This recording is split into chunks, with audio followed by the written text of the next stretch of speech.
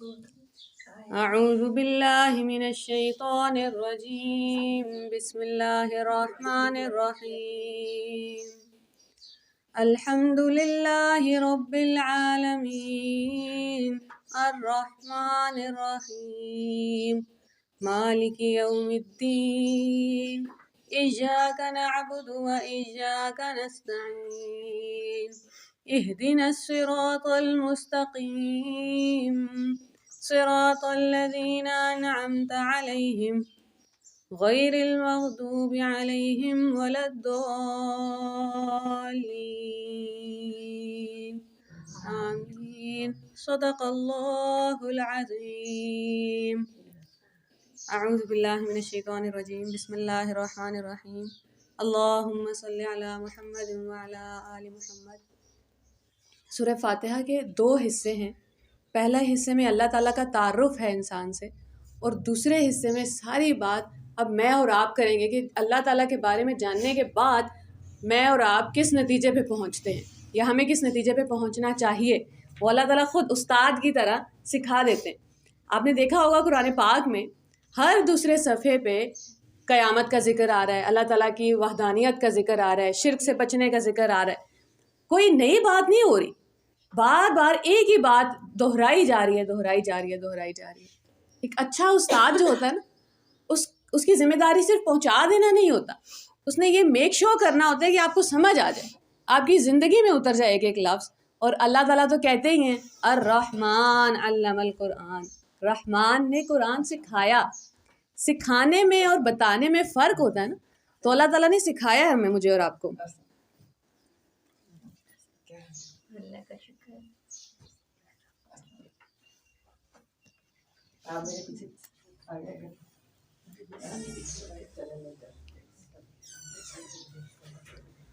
ابھی تک ہم نے جو بھی بات کی ہے سورہ فاتحہ کے بارے میں، کیا اس کو الحمدللہ پڑھنے کے بعد، ابھی جب ہم آ رہے تھے، میں آ رہی تھی، آپ لوگ کس طرف سے آتے ہیں، یہاں پہ امرود کی ریڑھی ہے، اسٹرابری کی ریڑھی ہے، بیر تھے، اور آپ صرف بس ایک جھلک دیکھتے ہیں ان کو اور مسکراتے ہیں اور کہتے ہیں سبحان اللہ یا اللہ، اور پھر آگے نکل آتے ہیں کہ کیا رنگ ہیں، کیا چھلکے ہیں۔ میں اور آپ بھی ریپنگ کرتے ہیں نا، ہماری دنیا بھی ٹافیوں کی ریپنگ کرتی ہے، پاپڑ کی ریپنگ کرتی ہے، ہم بھی کسی کو تحفہ دیتے ہیں تو اس کو ریپ کر کے بھیجتے ہیں۔ اللہ تعالیٰ نے بھی ریپرز بنائے ہیں، لیکن میرے اور آپ کے جو ریپرز ہیں، یہ جو شاپر ہیں، یہ زمین کو، پانی کو ہمیشہ کے لیے نقصان پہنچاتے ہیں، سالوں لگتے ہیں ان کو ڈیفیوز ہونے میں، ڈیکمپوز ہونے میں۔ اور اللہ یہ جو ہمارے پاس چھلکے آتے ہیں، چاہے آلو کے ہیں، چاہے امرود کے ہیں، انہیں آپ 10 طرح استعمال کر سکتے ہیں۔ زمین میں بھی ڈالیں گے تو زمین کی نشو نما ہوتی رہتی ہے۔ رنگ ہی صرف اس دن ہم نے پڑھا تھا کہ اللہ تعالیٰ کہتے ہیں کہ جتنے رنگ ہیں، تم جب رنگ دیکھو تو تمہیں میں یاد آنا چاہیے۔ تو جب ہم اسٹرابری دیکھتے ہیں تو کیا اعلیٰ تخلیق ہے یا اللہ، بیر کا ذائقہ ہی الگ ہے، 2 اسٹرابریز کا بھی ذائقہ سیم ٹو سیم نہیں ہوگا۔ تو اب ہونا یہ چاہیے کہ ہم جب افطار میں کھا رہے ہیں کوئی چیز اور اس کا ذائقہ چکھ رہے ہیں، اور بس دل سے، ہم جب سنتے تھے نا بچپن میں رسول اللہ صلی اللہ علیہ وسلم کے ارشادات کے زیادہ ہنسنے سے دل مردہ ہو جاتا ہے، تو سمجھ نہیں آتی تھی بات کہ دل زندہ کیسے ہوتا ہے، بندہ تو زندہ ہی ہے۔ ابھی تک میرا جو تجربہ ہے، مجھے اب اس کے علاوہ کوئی اور نہیں پتا راستہ کہ اور بھی کوئی طریقہ ہے دل زندہ کرنے کا، وہ صرف تکلیف ہے۔ تکلیف کے بغیر نہیں دل زندہ ہوتا۔ آنسو جب نکلتا ہے نا، وہ ٹوٹے ہوئے دل سے ہی نکلتا ہے۔ ٹوٹا ہوا جب ہوتا ہے نا دل، کبھی کبھی میں نے اور آپ نے محسوس کیا ہوگا، زندگی گزار لی ہے، ایک ہوتی ہے پریشانی یہاں، ایک ہوتا ہے درد دل میں۔ جب آپ کو فزیکلی آپ پین محسوس کرتے ہیں کہ ہاں یہ دل ہے اور یہ اب گھبرا گیا اور یہاں درد محسوس ہو رہا ہے، اس درد میں آپ کو پتہ چل جاتا ہے کہ اچھا یہ یہاں سے آواز گئی ہے اللہ کو یا یہاں سے پکارا ہے اللہ کو۔ جب تکلیف کی شدت میں کہیں بیٹھے بیٹھے کہتے ہیں نا یا اللہ، وہ پھر وہ والی جو پکار ہوتی ہے نا، جو ٹوٹے ہوئے دل سے جاتی ہے، وہ آسمان چیرتی ہے۔ تو دل سے جب آواز نکلے گی نا الحمدللہ، بہت شکر ہے یا اللہ، ابھی الحمدللہ زبان پہ ہے، صبح دوپہر شام ہے، کوئی ہم سے پوچھتا ہے کیا حال ہے، الحمدللہ، بس مسئلے بہت ہیں۔ یہ تو 2 جملے آپس میں ملتے ہی نہیں ہیں۔ الحمدللہ یہ مسئلہ ہے، الحمدللہ پریشانی ہے، الحمدللہ کے ساتھ ہی شکایت آ گئی۔ شکایت کرنی ہے کریں، اس سے کریں جو کچھ کر سکتا ہے اس کے بارے میں۔ دنیا نہیں کر سکتی کچھ بھی۔ کیا اللہ تعالیٰ سے شکایت نہیں کر سکتے؟ بالکل کر سکتے ہیں۔ یعقوب علیہ السلام نے کیا کہا تھا میری ساری شکایت سارے غم کا اظہار اللہ سے ہے، لیکن وہ اس لیے کہا تھا کیونکہ ان کے ارد گرد کے لوگ سن نہیں رہے تھے، تکلیف میں تھے نا یعقوب علیہ السلام، سالوں گزر گئے ہیں، بیٹے کی جدائی کا غم ہے، زندہ بیٹے کی جو کھو گیا ہے. جن لوگوں کے بچے فوت ہو جاتے ہیں نا وہ پھر بھی تسلی میں ہوتے ہیں کیونکہ ان کو پتہ ہوتا ہے کدھر ہے، اچھی جگہ پہ انشاءاللہ اللہ تعالیٰ کے پاس ہے. جن کے بچے کھو جاتے ہیں ان کو تو دن رات چین نہیں آتا کہ انہیں پتہ نہیں ہے گئے کدھر ہیں. تو ہم اسلام سے زیادہ جب اسلامی ہو جاتے ہیں تو کسی کے بچے کی بھی ڈیتھ ہو جائے تو ہم ان کو 3 دن سے زیادہ رونے نہیں دیتے. ملتے ہیں، ہو سکتا ہے انہوں نے زندگی میں ہنسنا مسکرانا کم کر دیا ہے، لوگوں سے ملنا کم کر دیا ہے، روتے رہتے ہیں، اور ہم ان کے پاس بیٹھ کے کہتے ہیں صبر کریں اللہ تعالیٰ ناراض ہو جاتے ہیں. یہ یعقوب علیہ السلام کو جا کے بتائیں ہم صبر کریں. اللہ تعالیٰ نے تو ان کے صبر کو صبر جمیل کہا ہے، خوبصورت ترین صبر. 40 سال ایک انسان رویا ہے، اور اتنا رویا ہے کہ آنکھوں کی بینائی چلی گئی ہے. 40 سال ہم میں سے تو ہم نے تو اتنا غم کسی کو مناتے ہوئے دیکھا بھی نہیں ہے. ہم لوگوں کو ان کے غم میں رونے بھی نہیں دیتے، یا ہمیں بھی کوئی ہمارے غم میں رونے نہیں دیتا. آج کل کی دنیا کا، میرا اور آپ کا سب سے بڑا مسئلہ یہ ہو گیا کہ بیٹھے بیٹھے اگر آپ کوئی کتاب پڑھ رہے ہیں اور وہاں پچھلے دنوں میں ایک جو بک پڑھ رہی ہوں جہاں ایک جملہ تھا جو مجھے پہلی بار سمجھ آیا کہ اللہ تعالیٰ کے لیے آپ 1 فٹ سے 5 فٹ کے ہو گئے ہیں تو اب بھی اتنے ہی کمزور ہیں. تو یہ نہ سمجھا کریں کہ اللہ کو اب آپ سے کوئی اللہ تعالیٰ کو سمجھ آ گیا کہ اب آپ کوئی ترم خان ہو گئے، آپ سنبھال لیں گے. اللہ کو پتہ ہے اللہ نہیں سنبھالنا ہے، چلے جایا کریں بس اس کے پاس. تو میں بیٹھ کے رو رہی ہوں اور پھر آپ کو بس ڈر یہ لگتا ہے کہ اوپر سے کوئی آ نہ جائے، کیونکہ اب ہم لوگوں کو ان کے غم میں رونے بھی نہیں دیتے. کیا ہو گیا کیا ہوگا، پورے گھر میں شور مچ جائے گا. الحمدللہ، تمام تعریفیں تمام شکر اللہ کے لیے ہے، رب العالمین، جو رب ہے تمام جہانوں کا. پچھلے دنوں ہم نے ایک بات کی تھی، اللہ تعالیٰ نے ہمیں ایک سٹینڈرڈز بتائے ہیں، معیار بتائے ہیں. اگر کوئی ان معیار پہ پورا اترتا ہے تو رب مان لو اس کو، آ جاؤ غلامی کر لو. کسی کو یاد ہے کیا کیا معیار بتائے تھے اللہ تعالیٰ نے؟ اگر یہ والی 3 میں نے 3 بولی تھی، ایک اور بھی ہے قرآن میں، کہ اگر یہ 3 ہوں چیزیں کسی میں تو چلو جاؤ کر لو غلامی، میں کچھ نہیں کہتا. کیا 3 چیزیں بتائی تھیں اللہ تعالیٰ نے؟ کسی کو یاد ہے؟ پالنے والا ہے، پالنے والا ہے، رب پالنے والے کو کہتے ہیں، رب ہے، بادشاہ ہے، بادشاہ ہے، مالک الملک ہے، سلطان ہے، اتھارٹی ساری اسی کے پاس ہے، ملکیت. اللہ تعالیٰ نے کہا تھا جنہیں تم میرے سوا پکارتے ہو یہ تو زمین و آسمان میں ایک ذرے کے برابر بھی کسی چیز پہ ملکیت نہیں رکھتے. ان کی تو اپنی جانیں ان کی اپنی نہیں ہے، ان کی غلامی کے لیے کیسے تیار ہو گئے ہو؟ اور اللہ تعالیٰ نے کہا تھا کہ دکھاؤ تو صحیح مجھے، ارونی ماذا خلقوا، خود جا کے دیکھ لو انہوں نے پیدا کیا ہے. کیا کوئی تخلیق کی ہے انہوں نے؟ اگر تخلیق نہیں کی، سٹینڈرڈ دیکھیں کتنے ہائی ہیں. ہم ہر چلتے پھرتے کی غلامی کر لیتے ہیں نا، اس کو راضی کر لو، پھپھو ناراض نہ ہو جائے شادی پہ، چاہے اسلام کا قانون ٹوٹ رہا ہے. نہیں، اگر قانون ٹوٹے گا تو آپ ناراض ہو جائیں.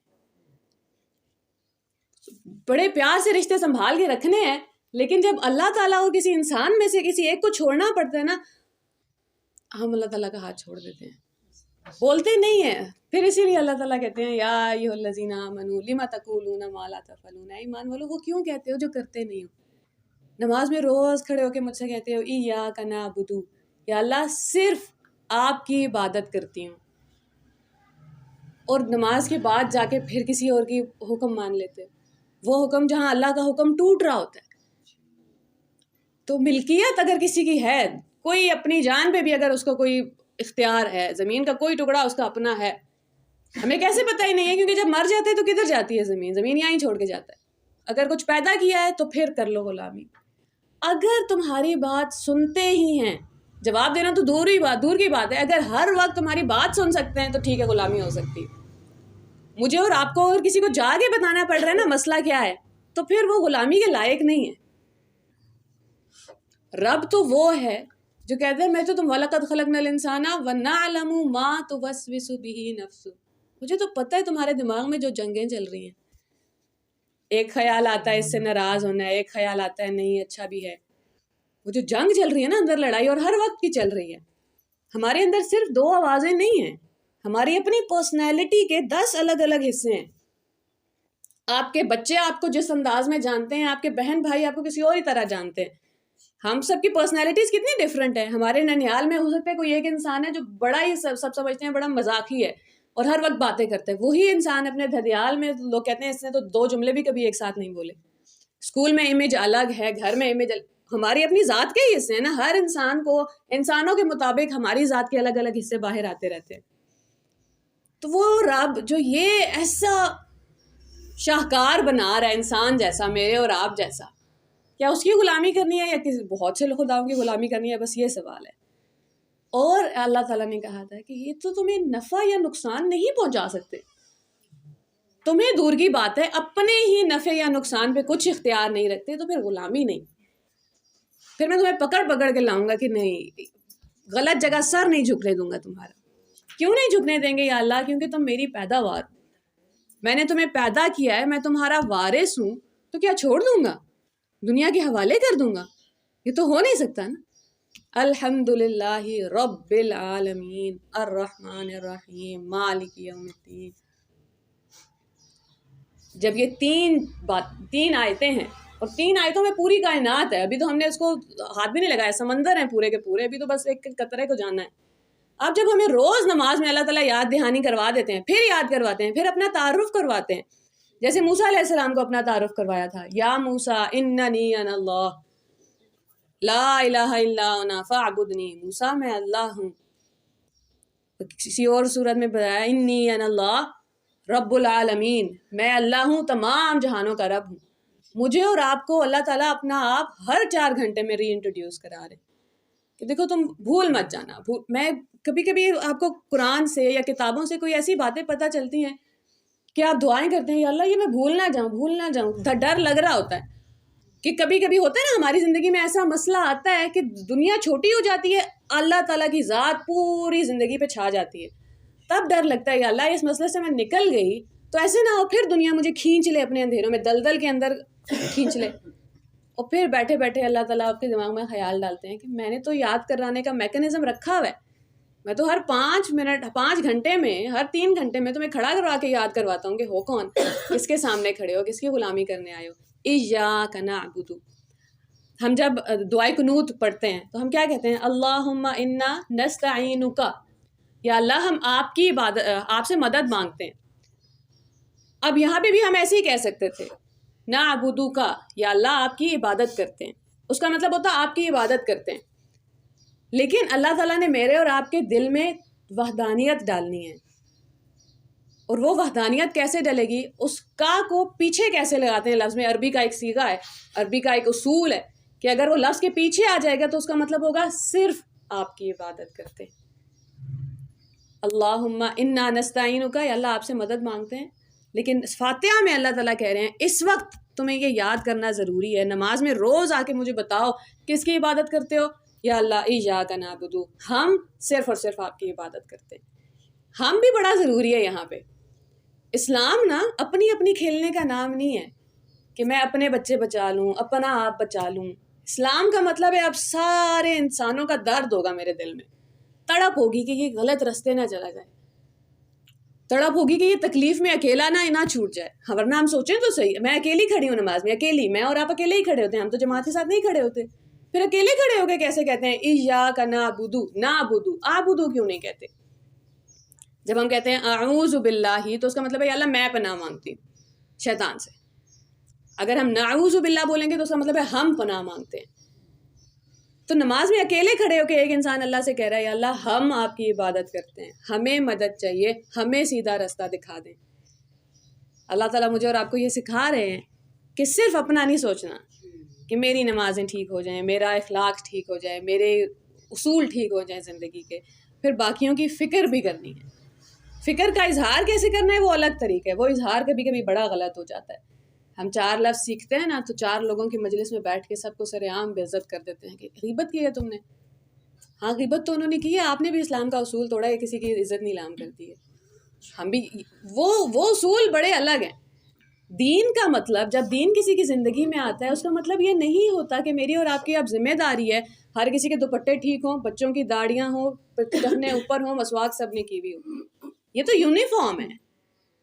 یونیفارم تو دین نہیں ہے. ہمیں کیا لگتا ہے, ہمیں مسجدوں میں کیا سکھاتے ہیں, اگر کوئی پینٹ شرٹ پہن کے آ گیا ہے تو تم غیر اسلامی لباس پہن کے آ گئے ہو, اگر تم نے قمیض شلوار پہنی ہے تو یہ اسلامی لباس ہے. رسول اللہ صلی اللہ علیہ وآلہ وسلم قمیض شلوار تو نہیں پہنتے تھے, یہ تو پاکستان کا کلچر ہے. ہمیں پتہ ہے عرب لوگ کیسا لباس پہنتے ہیں, پھر اس حساب سے تو پھر قمیض شلوار بھی غیر اسلامی ہوا. اسلام کا کوئی یونیفارم نہیں ہے, اسلام کا اصول ہے. اصول کیا کہتا ہے کہ ایک سطر ہے جو ڈھکا ہونا چاہیے, وہ آپ پینٹ شرٹ سے ڈھکیں, وہ آپ کسی بھی طرح ڈھکیں. حرام میں کون سی قمیض شلوار ہوتی ہے, وہ بھی تو اسلامی لباس ہے نا. تو ہم نے دین کو بڑا, پہلے دل بدلے گا, پہلے سوچ بدلے گی, دوپٹہ کوئی خود ہی اوڑے گا. دوپٹے نہیں چینج کرانے ہم نے لوگوں کے. نماز کا کہہ کے کوئی نہیں آئے گا نماز کی طرف کہ چلو نماز پڑھو نماز پڑھو نماز پڑھو. اس سے صرف یہ ہوگا کہ وہ نماز سے بھی دور بھاگیں گے, مجھ سے بھی دور بھاگیں گے, اللہ سے بھی دور بھاگیں گے, کہ یہ کوئی انسان ہے جو جان نہیں چھوڑتا. پیچھے ہم کسی کے بھی پڑیں گے تو دور ہی بھاگے گا نا. اگر میں نے اور آپ نے کرنا کیا ہے, میگنیٹ ہوتا ہے نا, میگنیٹ مقناطیس, وہ کیا کرتا ہے, وہ کھینچتا ہے لوگوں کو اپنی طرف. ہم نے اپنی پرسنالٹی ایسی بنانی ہے, اور آہستہ آہستہ ہی بنائیں گے. سارے گناہ گار, ہمیں ہمارے گھر والوں سے زیادہ ہمیں بہتر کوئی نہیں جانتا, وہ بھی اتنا بہتر نہیں جانتے کہ کچھ تو ہمارے پردے اللہ نے بڑے رکھے ہوئے گھر والوں کے سامنے بھی. تو اپنی ذات کو ایک میگنیٹ کی طرح بنائیں گے, مقناطیس کی طرح, جس سے لوگوں کو محبت ہوگی, لوگ دوڑے دوڑے آئیں گے. اچھا, اس سے بات کرتی ہوں نا تو دل ہلکا ہو جاتا ہے. ایسے تو نہ ہو کہ بات کرتی ہوں تو یہ مجھے احساس دلاتا ہے کہ کتنے چھوٹے انسان ہو, ادھر آؤ بتاؤ کتنے گناہ گار ہو. تو ایاکا نعبدو میں سب سے پہلی چیز اللہ تعالیٰ مجھے اور آپ کو سکھا رہے ہیں کہ الگ الگ نہیں ہو تم سب, اکٹھے ہیں. اور اس اکٹھے میں صرف مسلمان پاکستان کے نہیں آ رہے, اس میں صرف مسلمان پوری دنیا کے نہیں آتے, اس میں سارے ہندو, سارے عیسائی, سارے یہودی, فقیر فقراء, غریب غربا. ہم نے نا انسانوں کا اپنے دماغ میں ایک امیج بنا لیا کہ بس یہ لوگ انسان ہیں جن کا گھر اپنا ہو, جنہوں نے کپڑے دھلے ہوئے پہنے ہوئے ہوں, جن کا چہرہ دھلا ہوا ہو. ہاں, ان کی فکر ہے مجھے. جو روڈ پہ رہتے ہیں یا کوئی نشئی ہیں, ان سے کوئی نمازی جا کے سلام کر کے دکھائے, اور سلام تو کر لے, پھر ان کو ذرا برابر یہ احساس نہ دلائے کہ تمہارا ہاتھ گندا ہے اور میرا ہاتھ صاف ہے. اسلام تو یہ ہے نا. رسول صلی اللہ علیہ وآلہ وسلم تو کسی بچے کے پاس رک جاتے ہیں کیونکہ اس کا پرندہ کی ڈیتھ ہو گئی ہے, پرندہ فوت ہو گیا, اور گھٹنوں کے بل بیٹھتے ہیں اور اس سے باتیں کرتے ہیں, اس کو افسوس کرتے ہیں کہ اچھا مجھے احساس ہے تمہارے درد کا. ہمارے یہاں کسی بچے کا پرندہ چوزا فوت ہو جائے تو ہم تو اس کو کہتے ہیں پاگل تو نہیں ہو, یہاں انسان مر رہے ہیں, تمہیں پرندوں کی پڑی ہے. اسلام تو یہ نہیں کہتا کہ انسان درد میں فرق ہے, اس کا درد تو اس کا درد ہے, اس کا تو بچہ دوست بچھڑ گیا. رسول اللہ صلی اللہ علیہ وآلہ وسلم کتنے ہی مصروف ہوں گے, میری اور آپ کی زندگی میں کیا ہی مصروفیت ہے, رسول صلی اللہ علیہ وآلہ وسلم کے اوپر تو ذمہ داری بہت ہے. اس کے باوجود ان کی روٹین بڑی فلیکسیبل ہوتی تھی. یہ نہیں ہوتا تھا کہ میں اب تسبیح پڑھ رہا ہوں تو خبردار مجھ سے کوئی آ کے بات کرے. کبھی کبھی شہر کے بچے ہاتھ پکڑ کے بس لے جاتے تھے اور وہ کھیل رہے ہیں ساتھ, اور ظاہر ہے وقت لگ رہا ہے, اس وقت میں وہ 10 اور کام کر سکتے ہیں, لیکن وہاں رہتے تھے ان کے ساتھ. مدینہ میں ایک عورت تھیں جو پاگل تھیں, جن کا ذہنی توازن ٹھیک نہیں تھا اور سب کو پتا تھا ٹھیک نہیں. وہ آتی تھی رسول اللہ صلی اللہ علیہ وسلم کے پاس. آپ کبھی کبھی بات کر رہے ہوتے تھے کسی سے بیچ میں, کانورسیشن کے بیچ میں, کہ مجھے آپ کو کچھ دکھانا ہے, مجھے آپ کو کچھ دکھانا ہے, کوئی مسئلہ ہو گیا. اب سب کو پتا ہے کہ ان کا ذہنی توازن ٹھیک نہیں ہے, انہیں کچھ نہیں دکھانا, لیکن وہ لے جاتی تھی ہاتھ پکڑ کے اور پورا شہر گھماتی تھی. ظاہر ہے کوئی مسئلہ ہوگا تو کہیں لے کر جائیں گی نا, پورا شہر گھما رہی ہیں اور رسول اللہ جا رہے ہیں ساتھ صلی اللہ علیہ وآلہ وسلم. سنت تو یہ ہے نا, سنت کا نام آئے تو مسواک کیوں آتی ہے پہلے دن؟ بہت اچھی بات ہے, کرنی چاہیے جو کر سکتے ہیں. بس رسول اللہ صلی اللہ علیہ وسلم کی ذات کو اتنا سپرفیشل تو نہ کر دیں نا, سطحی نہ کر دیں. وہ تو روح ہیں پوری کی پوری, وہ روح کدھر ہے؟ تو ایاک نعبد, پوری انسانیت کا درد ہوگا. پھر رسول اللہ صلی اللہ علیہ وآلہ وسلم کو اپنے بارے میں تو خطرہ نہیں ہوگا اتنا, کیونکہ ان کو پتا تھا میں تو سیدھے راستے پہ ہوں.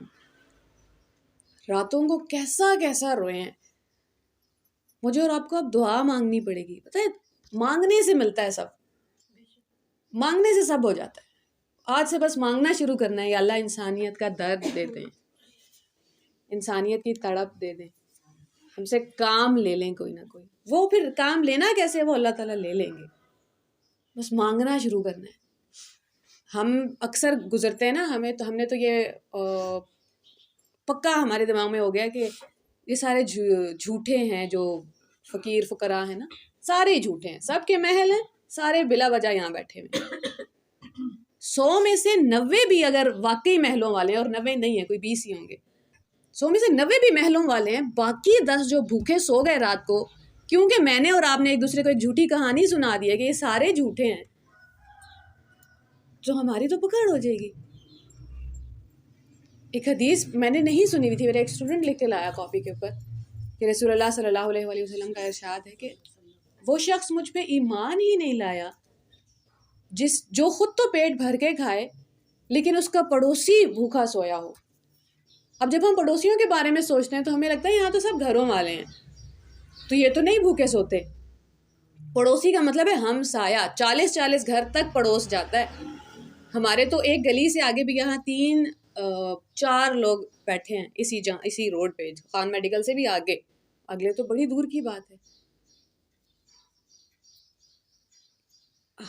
اپنے آپ کو تسلی دینے کے لیے، اپنے آپ کو یہ احساس دلانے کے لیے کہ میں برا نہیں ہوں، ہم نے یہ کہانیاں لکھ کے رکھ لی ہیں، جیسے پتھر پہ نہیں لکیریں مارتے، اس طرح دلوں پہ، اپنے دلوں پہ تو لگائی ہیں، اپنے بچوں کے دلوں پہ لگا دی ہیں کہ یہ سب جھوٹے ہیں۔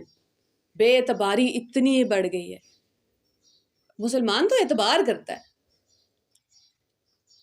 ہاں، اللہ تعالیٰ کو قرآن کا ایک قانون ہے کہ اگر حالت جنگ میں بھی کوئی تم سے آ کے السلام علیکم کہہ رہا ہے نا، تو حالت جنگ بڑی کرٹیکل سچویشن ہے، اس ٹائم پہ کوئی جاسوس بن کے آ سکتا ہے اور کسی بھی طرح آپ کو نقصان پہنچائے گا، لیڈر کو نقصان پہنچائے گا، 4 لوگ اور مار سکتا ہے، اسٹریٹجی پتہ چل جائے گی اس کو، اور وہ اسٹریٹجی جا کے دوسرے طرف بتا دے گا کہ ان کا یہ پلاننگ یہ چل رہی ہے، کچھ بھی ہو سکتا ہے، جاسوس ہے وہ، جان کا خطرہ ہے اس وقت، اور اپنی جان کا نہیں، پوری کی پوری فوج کی جان کا خطرہ ہے۔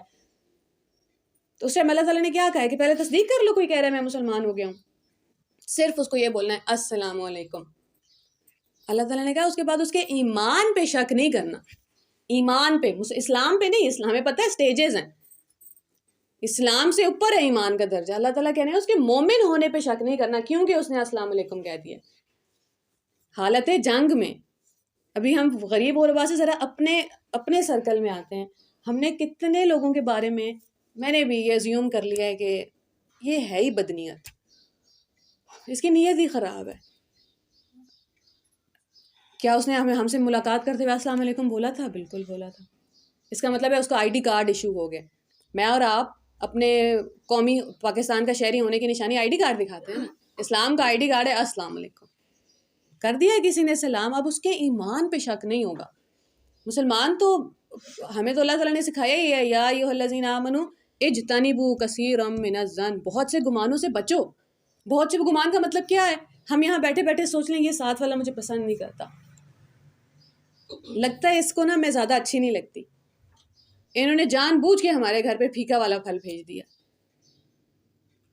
بہن بھائی آتے ہیں، ہم نے یہ بدگمانی بچوں کے خون میں ڈال دی ہے۔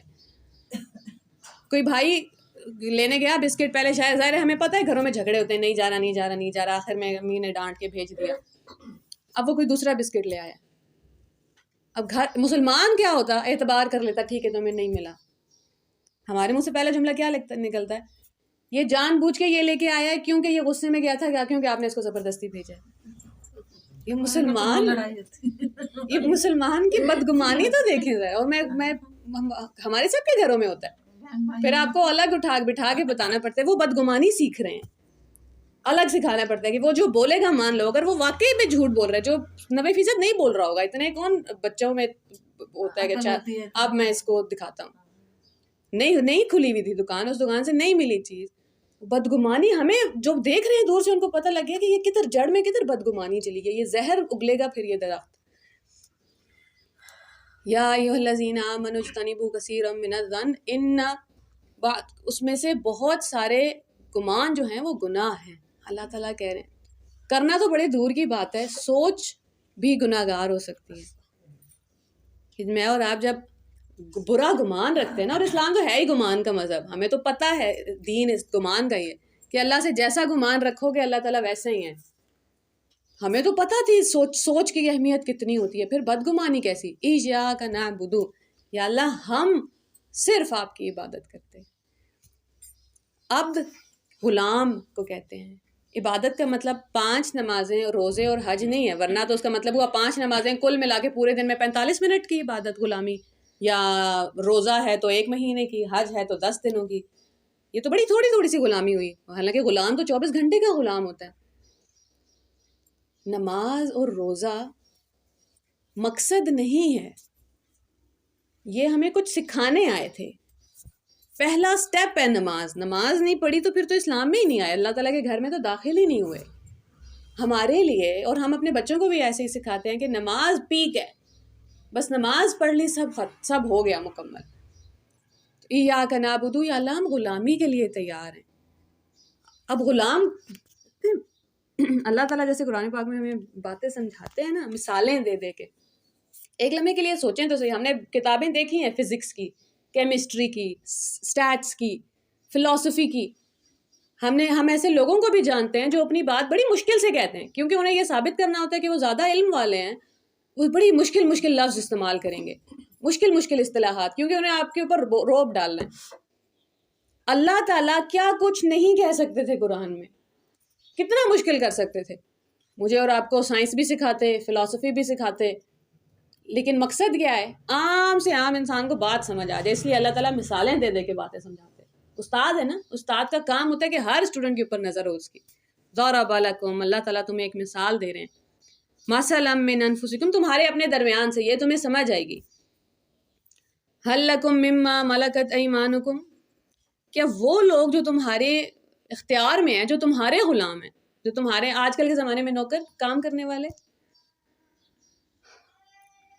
ایسے بھی ہیں کیا ان میں سے کچھ جو تمہارے دیے ہوئے مال و دولت میں تمہارے ساتھ برابر کے شریک ہو؟ اللہ تعالیٰ کہہ رہے ہیں کہ جب تم آقا ہو، میں اور آپ گھر کے ہیڈ ہیں اور ہم نے ایک کام کرنے کے لیے کسی کو رکھ لیا، کیا ہم ان سے مشورے لیتے ہیں کہ مجھے میرے بیٹے کی شادی یہاں کرنی چاہیے یا نہیں کرنی چاہیے؟ زیادہ سے زیادہ یہی ہو جاتا ہے آج کھانے میں کیا پکنا چاہیے. اللہ تعالیٰ کہہ رہے ہیں وہاں تمہیں اسٹیٹس یاد رہتا ہے. ایسا نہیں ہے کہ تم جانتے نہیں ہو کہ مالک اور غلام کا رشتہ کیا ہوتا ہے، تمہیں یاد رہتا ہے مالک کون ہے، غلام کون ہے. لیکن جب میری باری آتی ہے، تم غلامی میں آتے ہو اور میں مالک ہوں، تو یہ بھول کیسے جاتے ہو کہ رشتے کے پروٹوکولز کیا ہیں؟ میں اور آپ اللہ تعالیٰ سے مانگتے نہیں ہیں، کبھی کبھی ڈیمانڈ کر دیتے ہیں، اور نہیں ملا تو شکایتیں. خدا نہ خواستہ جیسے اللہ تعالیٰ کے اوپر یہ لازم ہو گیا ہو کہ میری بات تو مانیں گے ہی مانیں گے، نہیں مانی تو بڑا. ہم بھول گئے ہیں کہ ہم اللہ تعالیٰ کی سروس میں ہیں. خدا نہ خواستہ اللہ تعالیٰ نے نہیں ہماری باتیں مانی، اللہ تعالیٰ نہیں ہے ہماری سروس میں. الٹا ہو گیا نا. دعائیں ہم نے یہی بنا لی ہیں، وہ ایک چیک لسٹ جاتی ہے اللہ تعالیٰ کو، اللہ یہ چاہیے، یہ چاہیے، یہ رزق چاہیے، گھر چاہیے، پیسہ چاہیے، بچے چاہیے. اصل میں غلامی کرنی تھی میں نے اور آپ نے. اس غلامی کرنے میں جب زندگی میں تکلیفیں آنی تھی نا، مصائب آنے تھے، مصیبتیں آنی تھی، تب ہمیں دعا مانگنی تھی، یا اللہ شیطان کے شر سے بچانا، یا اللہ دیکھنا میرا دل میں کنجوسی آ رہی ہے، یہ میں بخیل ہو رہا ہوں، یا اللہ آج چلتے چلتے میں کسی کو اچھی نظر سے نہیں دیکھا، میرے دل میں تھوڑا سا تکبر آ گیا تھا. ہمیں پتہ ہوتا ہے ہم کب کس کو چھوٹا محسوس کرا کے آ رہے ہیں. دعا تو وہ ہے، کیونکہ آج کل ہم بیٹھے ہیں نا اس دور میں جہاں دکان سے جا کے چیزیں خریدتے ہیں تو ہمیں لگتا ہے میں ہی سب کچھ ہوں. تو ہمیں لگتا ہے اللہ تعالیٰ سے بھی ہم نے ایسی ڈیمانڈس کرنی ہے اور اللہ تعالیٰ تو پوری کریں گے، اب پیدا کیا ہے تو کرنا تو پڑے گا. اللہ تعالیٰ کہتے ہیں رشتہ بھول کیسے جاتے ہو؟ تمہیں تو سمجھ ہے، تمہیں تو پتہ ہے، یا تو ہو پتہ نہ ہو، لیکن تمہیں پتہ ہے رشتے کے پروٹوکولز کیا ہیں، مالک اور غلام کا رشتہ کیا ہوتا ہے. جب تم غلام ہو اور میں مالک ہوں، پھر کدھر گئے پروٹوکولز؟ کیا تم اپنے غلاموں سے بھی ویسے ہی ڈرتے ہو جیسے اپنے ہمسروں سے ڈرتے ہو؟ ضرب اللہ مثلا، اللہ تمہیں مثال دیتا ہے. رجلن، ایک آدمی کی، فیہ شرکاء متشاکسون، اس کے بہت سے آقا ہیں، اور ایسے آقا ہیں جو آپس میں لڑتے رہتے ہیں ہر وقت. ایک انسان ہے جس نے گھر پہ کسی کو کام کرنے کے لیے رکھا ہے، اور اس گھر میں 3 عورتیں ہیں، اور ان 3 عورتوں کی آپس میں نہیں بنتی.